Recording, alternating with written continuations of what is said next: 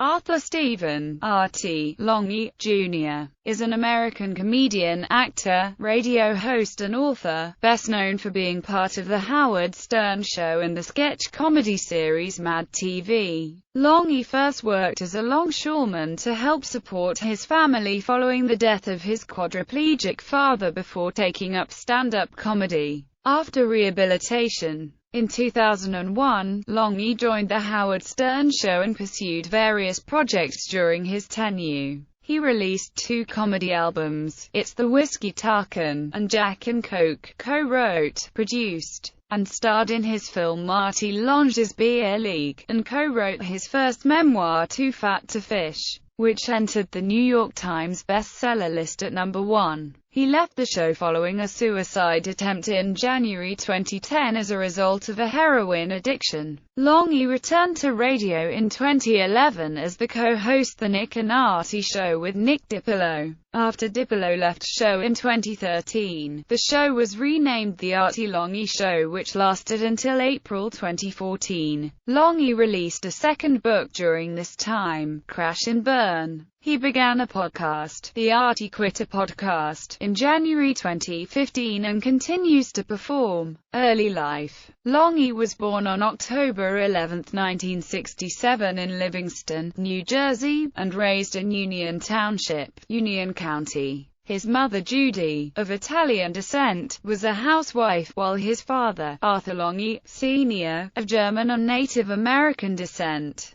was a general contractor who installed television antennas. His sister Stacy is a fashion designer. 2 weeks after Lange's birth, his father went on trial for counterfeiting money but was spared jail time out of the court's sympathy for his young son. In August 2003, Lange found out he is approximately 25% American Indian after submitting a sample of his DNA for testing. Lange attended Union High School and took up baseball, where he became an all-county third baseman. He spent his free time working with his father, who in October 1985, when Lange turned 18, became quadriplegic after he fell off a ladder and broke his back while installing an antenna. Money soon became an issue in the family. Lange's mother took up a secretarial job and Lange proceeded to install antennas himself. Lange recalled the situation. "We took out a second mortgage. Medicaid paid for a nurse 8 hours a day. When my mother got back from being a secretary all day, she had to take care of him. Every night, she set her alarm clock to turn him so he wouldn't get bed sores." In 1987, the family contacted celebrities asking them to donate items for auction. Howard Stern, the only one to respond, sent him an autographed jacket and said on the air, "Does this guy think that if he puts the jacket on he's going to walk again?" which Lange and his father found funny. On February 1, 1990, 4.5 years after his fall, Lange's father died from complications of an infection. In August 1985, Lange was arrested for attempted bank robbery. He claimed he was trying to flirt with the teller by passing her a note that said he was armed and demanded $50,000.